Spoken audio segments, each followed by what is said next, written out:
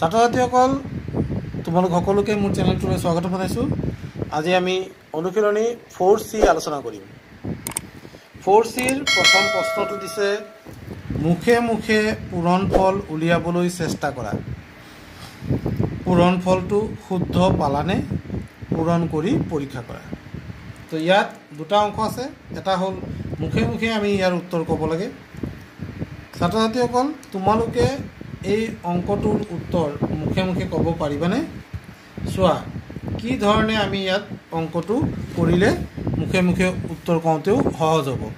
Number 1 question number 1ৰ এ ইয়াত দিছে 99 × 25 × 4।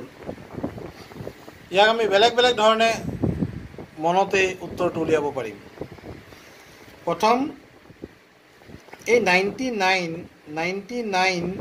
99ৰ যদি আমি পূৰণ প্ৰথমতে নকৰি দ্বিতীয়বাৰ কৰোঁ, অৰ্থাৎ প্ৰথমতে 25 আৰু 4 পূৰণ কৰোঁ। চোৱা 20 4টা হ'লে আমাৰ হয় 80 আৰু 5টা 4 হ'লে আমাৰ হয় 20। গতিকে ইয়াত হ'ব আমাৰ উত্তৰ কিমান? 100। এতিয়া 99 × 100 নকৰি 99 যদি আমি 1 কৰোঁ তেতিয়া কি হ'ব? 99 আৰু দুটা শূন্য আছে, তোমালোকে দি দিয়া। এই ধৰণে তোমালোকে মুখে মুখে ইয়াৰ উত্তৰ ক'ব পাৰিলা হয়। এতিয়া নেক্সট বি নম্বৰটো চোৱা। বি নম্বৰটো আছে 25 × 8 × 5। এই অংকটো তোমালোকে যদি কৰা কেনেকৈ কৰিবা? এতিয়া মই এই অংকটো স্কুলত তোমালোকক এটা বেলেগ ধৰণে কৰাইছিলোঁ। ইয়াত মই কি কৰিম? 8 5 গুণ কি কৰিম? 40, তোমালোকে জানা। এতিয়া অলপ আগতে 25 আৰু 4 পূৰণ কৰি তোমালোকক দেখুৱাইছিলোঁ যে মই 100 পাওঁ। 4 25 গুণ হৈ যায় 100 আৰু 0 ইয়াত আহি যাব। 4 25 গুণ 100 আৰু 40ৰ শূন্যটো দিয়াৰ লগে লগে হৈ গ'ল 1000। তোমালোকে দেখিছা প্ৰথমতে মই এই দুটা সংখ্যা পূৰণ কৰি ইয়াত লিখিছোঁ, তাৰপিছত এই সম্পূৰ্ণ সংখ্যাটো পূৰণ নকৰি 4ৰে 25ক পূৰণ কৰিছোঁ, লিখিছোঁ 100, কাৰণ আগতে আমি কৰি চাইছিলোঁ। ইয়াত এইটো অংকত আমি কৰি চাইছিলোঁ। এইদৰে তোমালোকে মুখে মুখে উত্তৰো দিব পাৰিবা। চি নম্বৰটো চোৱা। চি নম্বৰ দিছে 4 × 45 × 50। এতিয়া তোমালোকে কি কৰিবা? কেনেকৈ পূৰণ কৰিবা? এইবাৰৰ পূৰণটো তোমালোকে কেনেকৈ কৰিবা? চোৱা এইবাৰ মই 4ৰ লগত 45ক পূৰণ নকৰি মই এনেকৈ লিখিব পাৰোঁ 45 পূৰণ 50 পূৰণ 4। এনেকৈ লিখি ল'ব পাৰোঁ। কিয় লিখিব পাৰোঁ তোমালোকে চোৱা। 2 পূৰণ 3 কৰিলে আমি কিমান পাওঁ? 6 পাওঁ। 3 পূৰণ 2 কৰিলেও আমি 6 পাওঁ। চোৱা স্থান সাল সলনি কৰিলেও উত্তৰটো একেই থাকে, অৰ্থাৎ আমি উত্তৰ বেলেগ নাপাওঁ। এইটো এটা কি? পূৰণৰ ক্ষেত্ৰত এটা বিধি।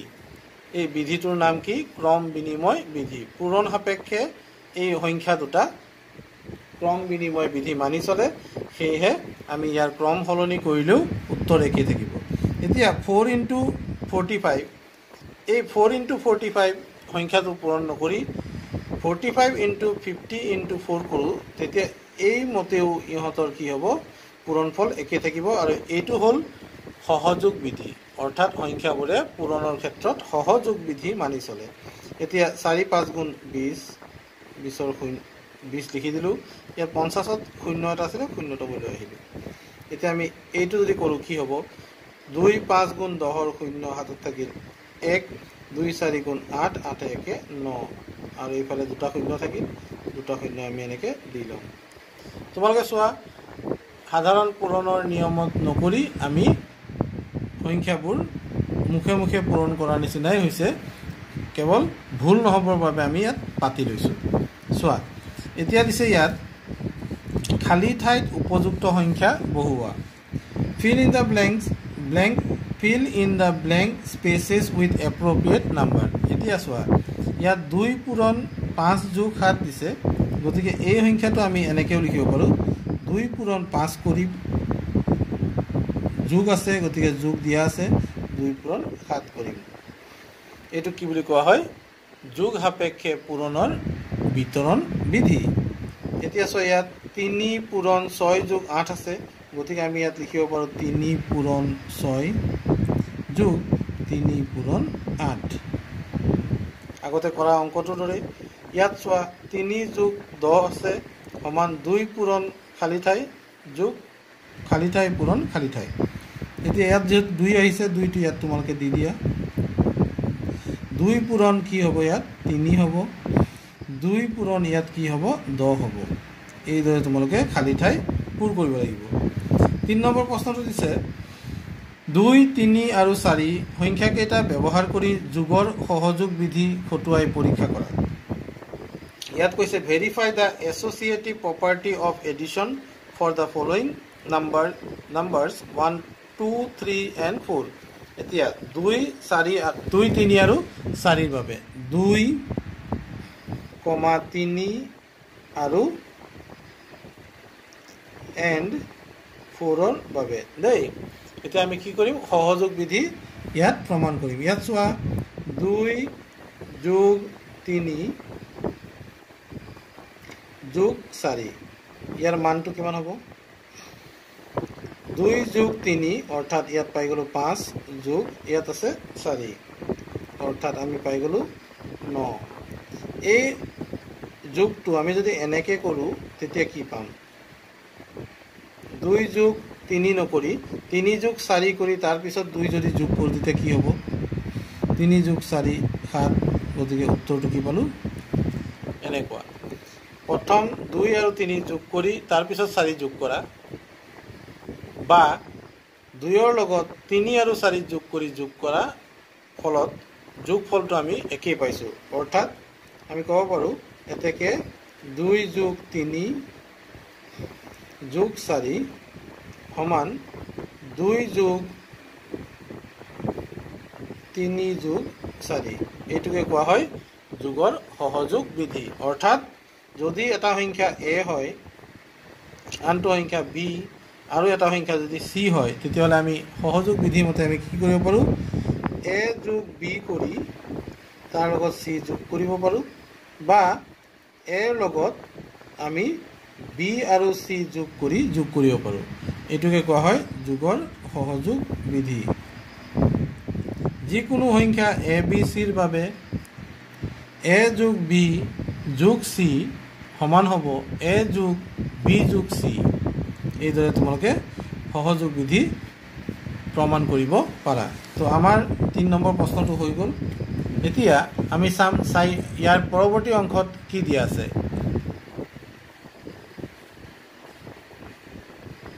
এতিয়া পৰৱৰ্তী অংকত কি দিয়া আছে আমি চাবলৈ আগবাঢ়ো পৰৱৰ্তী অংকত বিতৰণ বিধিৰ সহায়ত পূৰণফল নিৰ্ণয় কৰা এই অংকটো আমাক দিয়া আছে বিতৰণ বিধিৰ সহায়ত পূৰণফল কিদৰে উলিয়াব পাৰি এতিয়া তোমালোকে চোৱা 4 যোগ 125 এই সংখ্যা দুটাৰ পূৰণফল পুনে পুনে নকৰি কি কৰিছে 4ৰ লগত 125ৰ পূৰণটোক এনেকুৱাকৈ দেখুওৱা হৈছে চোৱা 4ৰ লগত প্ৰথমতে কি কৰিছে 125ক ভাগ কৰিছে বা বিতৰণ কৰিছে কি বুলি 100 যোগ 25 বুলি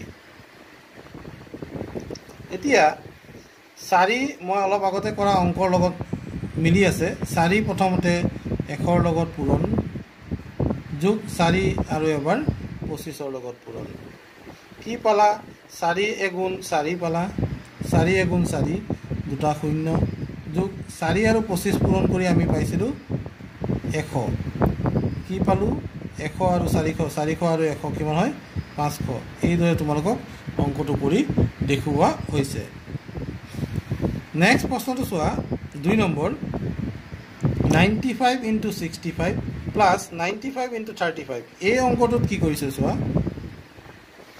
95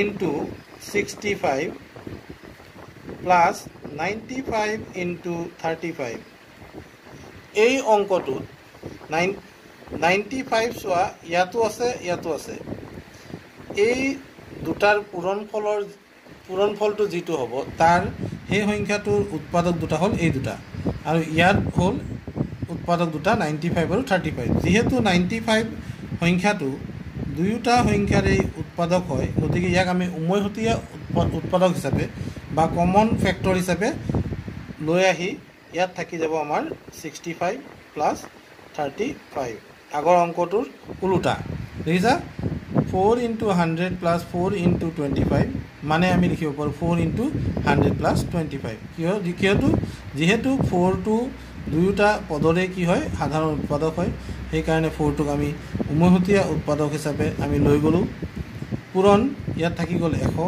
ইয়াত থাকি গ'ল 25 লিখি দিলোঁ ঠিক একেই হ'ল 95 ইনটু কি পালোঁ ইয়াৰ যোগফল পালোঁ 100 গতিকে 1 5 গুণ 5 1 9 গুণ 9 আৰু দুটা শূন্য আমি ইয়াত লিখি দিব পাৰোঁ এইদৰে আমি ইয়াৰ অংকবোৰ কৰিম তো ছাত্ৰ ছাত্ৰীসকল পৰৱৰ্তী ভিডিঅ'ত পুনৰ নতুন এটা পাঠ তোমালোকলৈ লৈ আহিম বুলি প্ৰতিশ্ৰুতি দি আজিৰ ভিডিঅ'টো ইয়াতে সামৰিব লৈছোঁ ধন্যবাদ।